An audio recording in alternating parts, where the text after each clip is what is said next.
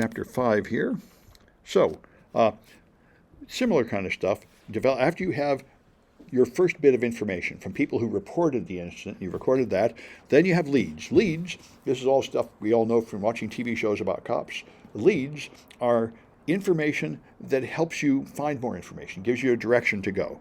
Something like network indicators, people that are involved, issues, products that got hacked, some clue that gives you a direction to investigate. So it must be relevant to the attack.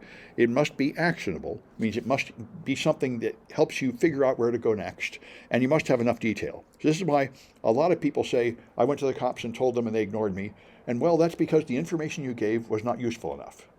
It may be true, but you didn't give me anything I could use, like a description of the person or a license plate or something that would help me move in a direction. So the first thing you do is clarify the data. You get a clear information, then verify that it's true if you can, and then figure out the context. Especially in computer incidents, a lot of people have complaints about their computers, and weird things happen, and they report all these weird things, and a lot of them are not actually part of this incident. So you have to somehow try to determine which the stuff is relevant. So your intrusion detection system generates an alert. Somebody's connecting to a known malicious server. So then you find the internal origin, which might require going to your DHCP logs to find out which machine was actually using that IP address at the time.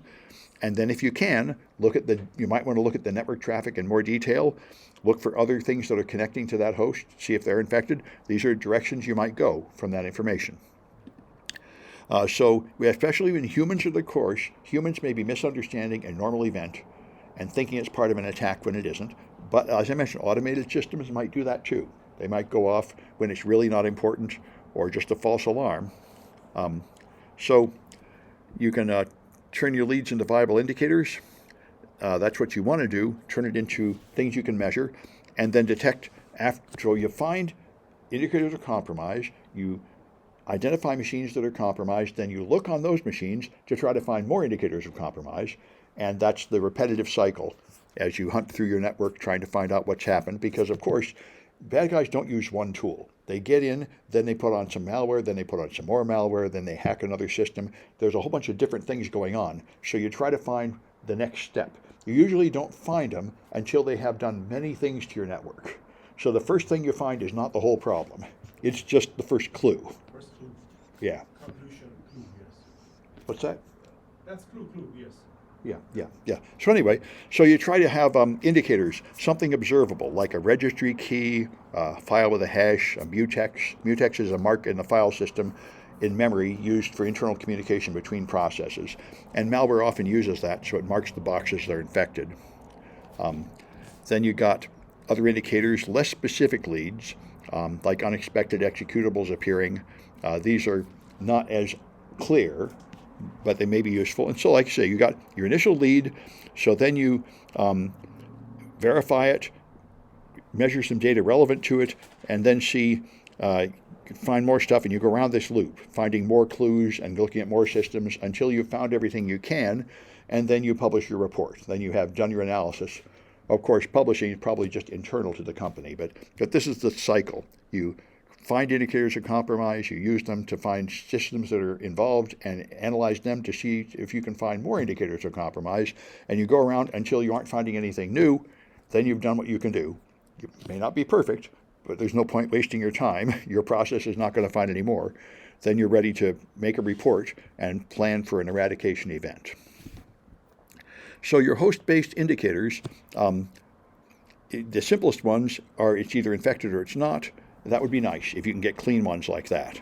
And we got more information. So here's a malware sample from this book, which I teach a class here using malware from this book. Not this semester, but it comes around. And it's another book from Mandiant, the company that invented the whole process of instant response. This is the IR side, and this is the malware side. And so there's a piece of malware, and it has this MD5 hash. So you could have this could be your rule. Look for a file that has that hash. Now, the good thing about that is it doesn't have any false positives. If you find that hash, you're infected. That means you have exactly that file. The problem is all the bad guy has to do is make a small change in the file, and now it'll slide past this. So this is an indicator that has low false positives, but it's likely to have false negatives. Another thing you might do is look at the portable executable header. The portable executable is the file format for all Windows executables, and the header tells it what libraries to load. And Windows programs use a lot of libraries. So you'll have information about what functions it's using. So now it also has the time and date of compilation. So you might look at this, or the time and date when it was compiled, and the file size. This is a way to make it somewhat more likely to work even when the file changes, although realistically, these things are probably going to change too if you modify the file. So that's maybe not that great.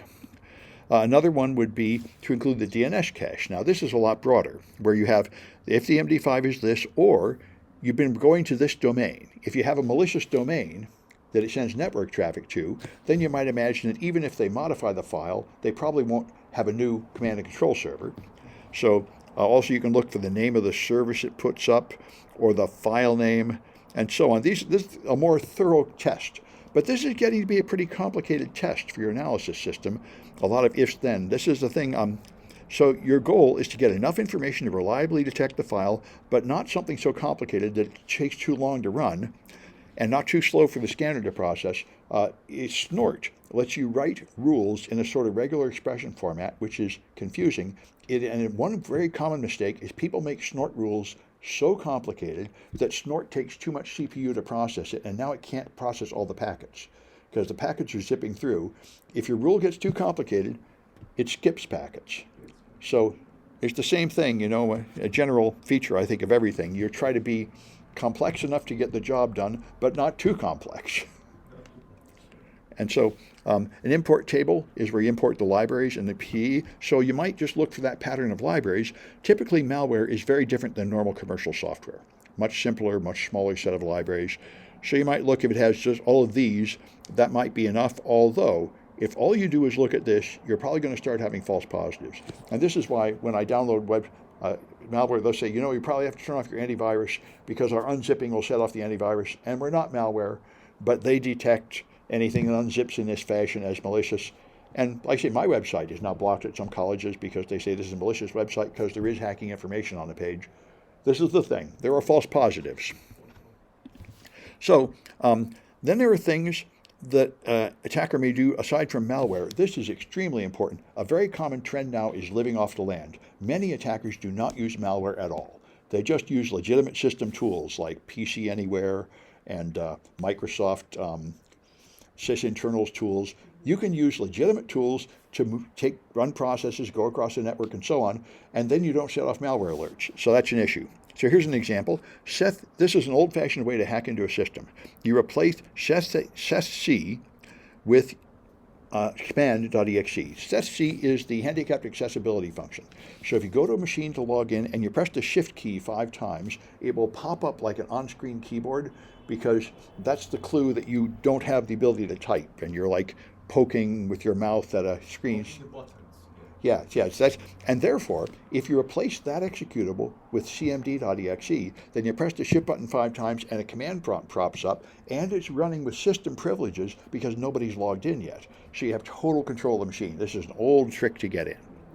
So 2 ways to trigger it. One is to replace this with cmd and then press shift 5 times, or you add it to the executable's debug handler and make it crash, and then it'll call it. These are various ways to do it.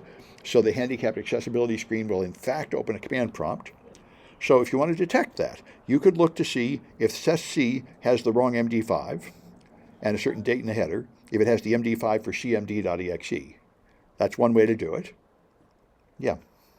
If it has but this is going to only work if it has that exact version of cmd.exe, and there are different versions of cmd.exe.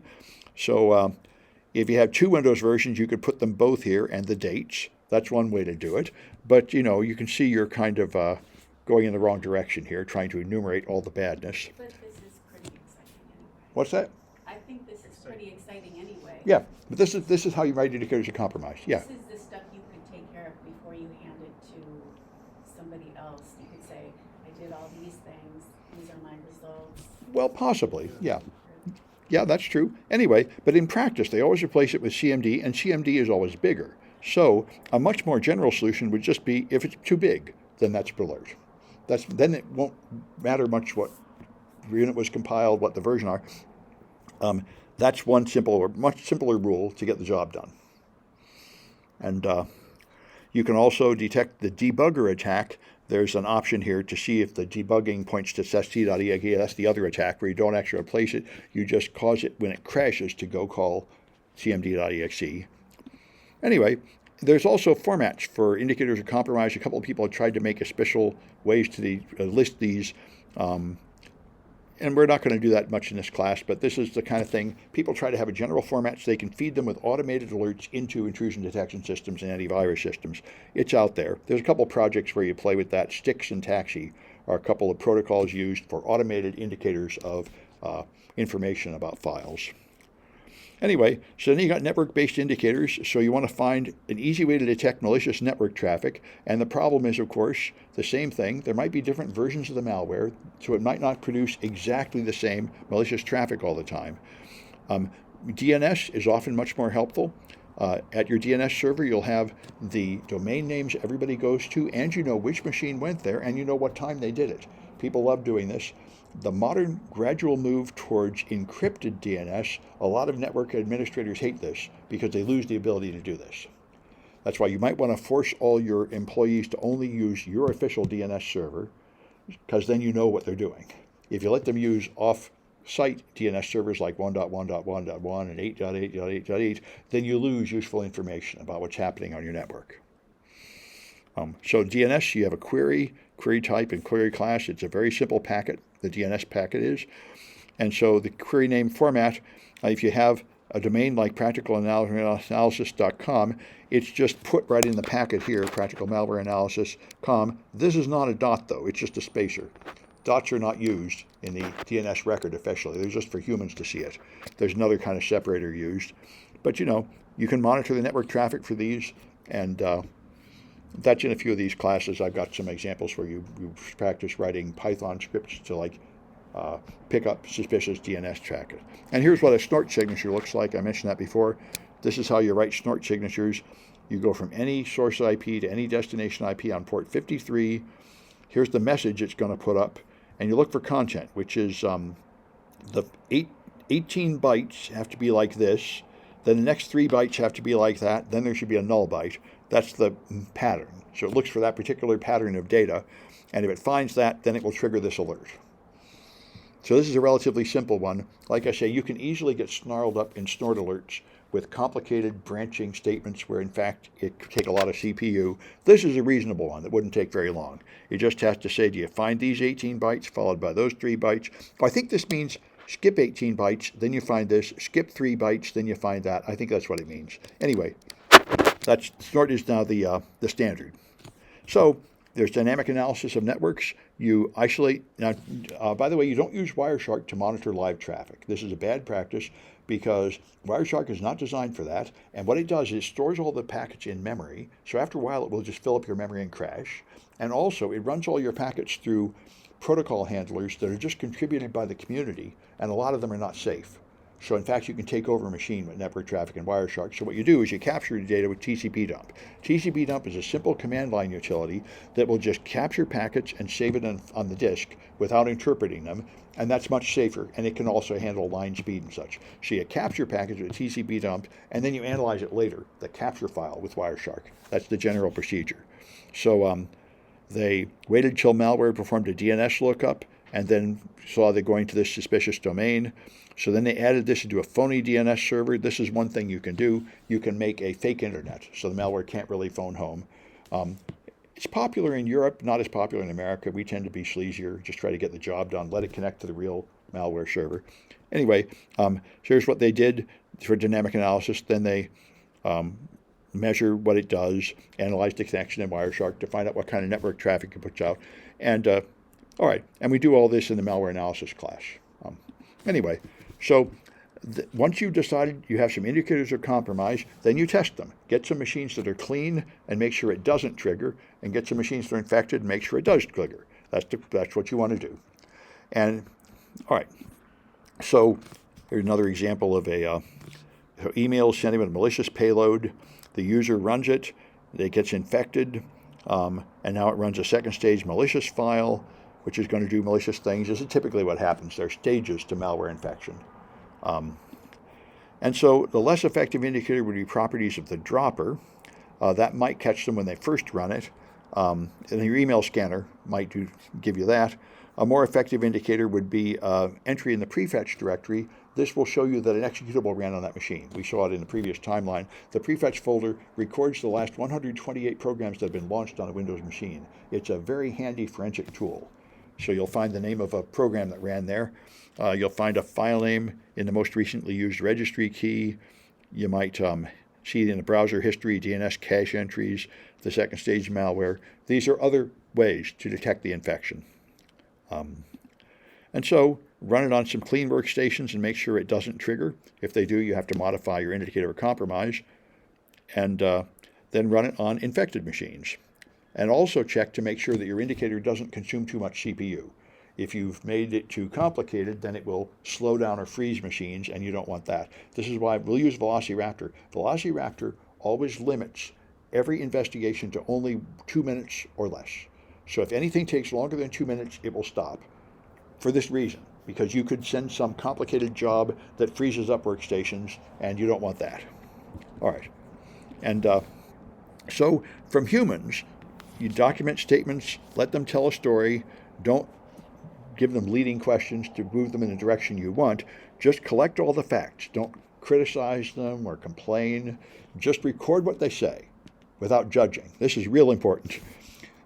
Don't jump to a conclusion. And know when you need to get other people involved. You know, sometimes you actually need law enforcement or something. So external parties are generally not obliged to give you information, and in fact, they might be reluctant to, fearing they would get sued or something. So it's art of social engineering, how to get external people to cooperate with you and help you. I've had people do it on me. I've had law enforcement officers call me. They called me and said, was this guy in your class like 10 years ago? And I said, well, there's an official campus process to go through to get information about students. But then he had me just look up the guy on Wikipedia, and he was a really scary, terrible, violent guy. And they had a picture of him. And I said, well, now I see the picture. I can tell he wasn't in my class. So he got the information out of me. And I could tell he was doing this. He didn't want to go through the official formal process. He wanted to convince me to do something which might possibly involve some risk. But, I mean, he scared me. This guy was like kidnapping people and killing them or something awful like that. I said, holy cow, I hope none of my students are doing things like that. And I don't think he was here. So that was good. Anyway, so your legal options, you can file lawsuits trying to get information from email. This happens all the time. People sue Twitter to get information about who put this nasty tweet about me up. Trump and Elon Musk do that kind of thing all the time. If you have a lawsuit, there might be discovery that might have information. If you have copyright infringement, the DMCA is your legal basis. And you can also tell law enforcement, and maybe they'll investigate it, but maybe they won't. And maybe they'll investigate bad things you did. You know, involving law enforcement is a risky move. You can't stop them once you start them, and they might find things you would rather not be public. So you have to consider with your legal department whether you want to involve law enforcement in this or not. Sometimes you have to, but often you don't. You can just resolve it with internal company measures like firing people. Anyway, you can file a subpoena to perform discovery, you file a complaint, and compel them to hand over information. This, by the way, is how Donald Trump constantly threatens to sue people for like $20 billion, and then he always drops it before discovery because he doesn't want to have to provide evidence because he can't stop lying. I've heard a couple people talk about him actually testifying under oath, and they say it's really, really ugly because, as we know, he lies with almost every sentence. And when you're under oath, you can't do that. And so his lawyers make sure that he never testifies under oath because he can't stick to the rules. Anyway, so you, like I say, report to law enforcement if you decide to, and generally people very rarely do it. But of course, some things like child pornography, you have to go to law enforcement. There's no choice. It's illegal to cover it up. It's illegal to even possess it. You know, that's why they say when you're doing a forensic investigation, when you find child porn, your investigation is over. Whatever you thought you were doing, forget it. You hand that stuff to the FBI. You can't have anything more to do with it. That's like radioactive stuff. Your investigation is done. Whatever you thought was so important is not this important, and you don't want to have anything to do with it. This is why Trump is so afraid of the Epstein files. I mean, this is a really, really big crime, and you want to be far away from it. You don't want to have anything to do with it. All right, so you can report things at the Department of Justice, and they handle a lot of things. And of course, things that happen in foreign countries, it's very hard to get any information from foreign countries. It can be done. I've been to the Secret Service meetings, and they say they're in fact getting a lot of cooperation from foreign countries. The U.S. federal government can do that. A company typically can't. Um, that's why actually it's kind of a bad thing in cryptocurrency. If you want to buy the exciting cryptocurrency, you typically have to get out of America and buy it in a foreign country, because they typically do not serve Americans because they have to obey a bunch of banking regulations. So I mean, I wanted to buy some a few years ago for my encryption class. I was teaching about cryptocurrency, and I had to make an account and move to another account and move my stuff to Tether, and the point is, once you do that, you've lost all legal protection. I mean, if they steal the money, you can't sue, you can't complain. You went offshore to some shady Chinese business and bought some stuff. Nobody's going to help you. Got to be aware of that. When you cross national boundaries, you pretty much lose your legal protections. Yeah. Anyway, so if something is being hosted at a foreign country, then it's very hard to take it down. That's why there's a lot of bulletproof hosting in places like Russia, where they have sites that are just serving up child porn and malware and horrible things, and nobody can really take them down. So law enforcement, of course, can do a lot more. They can demand things. They can demand information and demand that people are not notified about it, so they can get your email and your tweets from the server and you don't get told, and things like that. And of course, you don't have to pay for it, but the problem is you don't control them. They might not do what you want. All right, so if you're going to do that, then you document it appropriately, have a chain of custody of evidence, present a clear presentation of your problem, and convey it in a clear and simple manner. And you say, this is difficult. Many people go to law enforcement with an unclear complaint that the facts aren't clear and there's too much emotion, and therefore they don't succeed. You have to present them with something organized and formal and convincing and not too complicated. So HTCIA, that's the group I'm in, High Tech Crime Investigators Association. It's the Secret Service, and you can get in. In fact, I guess anybody can get in now. It used to be required that you never worked in defense, which I was surprised about, and I understand they dropped that. They have very interesting meetings, but joining one of these groups is a good thing for anybody who's going to be in the security profession. InfraGard is the FBI public-private partnership. I think I'm in that one too, and there are others. Joining one of these is a good way to get contacts with law enforcement. And this is the thing: if you're going to be a security professional, sooner or later, like I said, there's going to come a time when you want to call somebody in the FBI or somebody in Secret Service, a law enforcement professional. And it'd be nice if you know somebody, if you know somebody's name, if you have their card, because then they know you, and they will start out by assuming that you're a good guy. If you call them out of the blue, they're going to think, well, maybe you're the perp.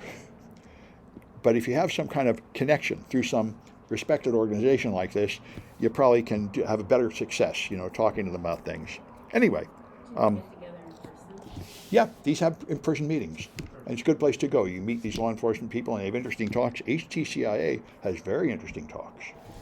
They have experts come in and demonstrate interesting attacks and such. So these are all good organizations to join to get good contacts inside law enforcement. Wait a minute, I see you writing things down. That's fine. Yeah, these are good groups. HTCIA and InfraGard, I know. Those are the ones I'm in. I don't know, I haven't heard of InfraGard meetings lately, but yeah. I knew a guy that actually went to prison for hacking his local InfraGard chapter, and I actually hired him to help me write some projects and stuff when he couldn't get a job. He was a cool guy. I mean, he found a vulnerability and told them, and they were in a bad mood and they prosecuted him. He really didn't do anything wrong, but that's the problem. If you do unsanctioned investigation, you probably are technically violating the law.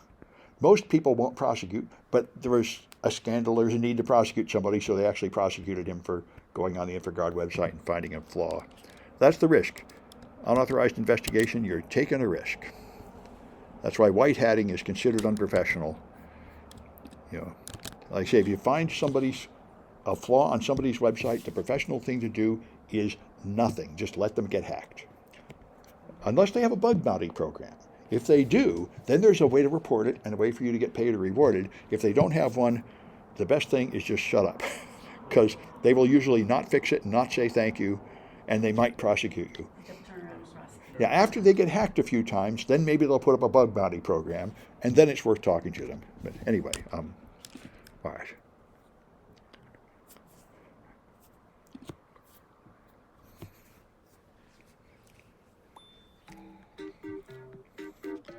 If they're not smart enough to have a bug bounty, then they're not going to understand your report.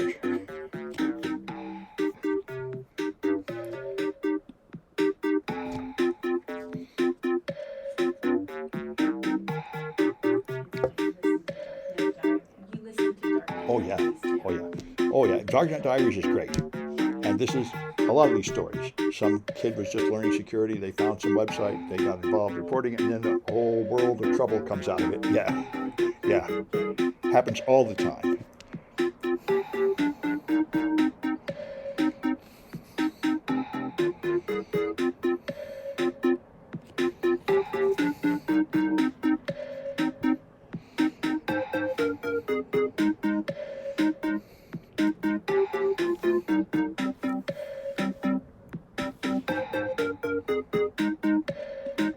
All right.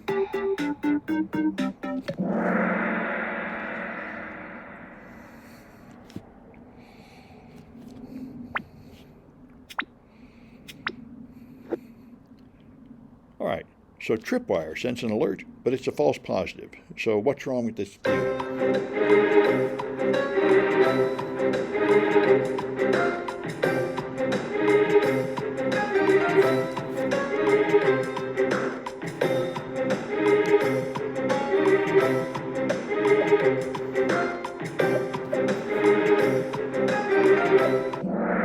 Yeah, that's fast. It's not true. It's not a real attack.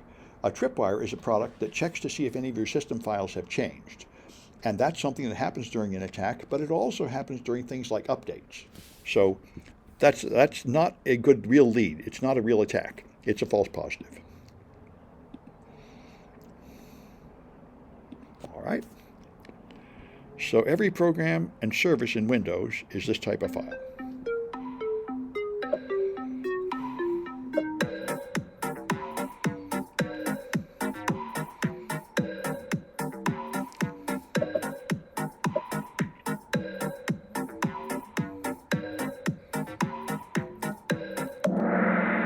PE, they're all portable executable files. That's the general format for all Windows software. For Linux, it's ELF, executable link format. Everything is an ELF file. These are the formats for executables in those operating systems. And for the Mac, it's Mach-O, anyway.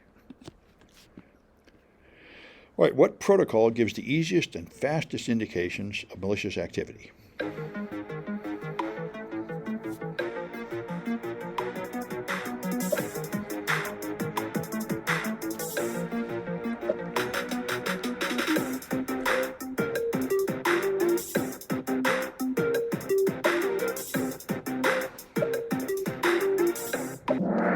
DNS is extremely useful. It gives you a quick list of what everybody did. So it's usually the first place you go to understand network traffic because it's so easy to understand. All these other things may be involved too, but almost everything involves a DNS lookup.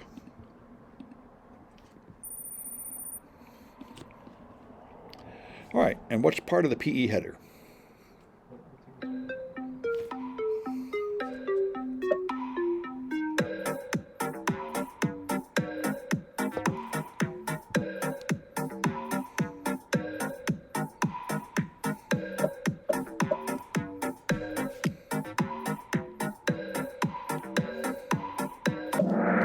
All right, the import table of what libraries it uses. The rest of these are not part of the header, but this is. It has to know what libraries to load to run the program. So it's got to be in there, and it goes in the PE header. And we do this in great detail in the malware analysis class.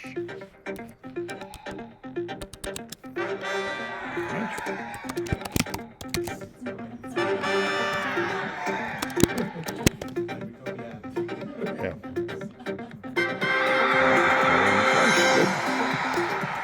All right, so I'm going to stop this recording.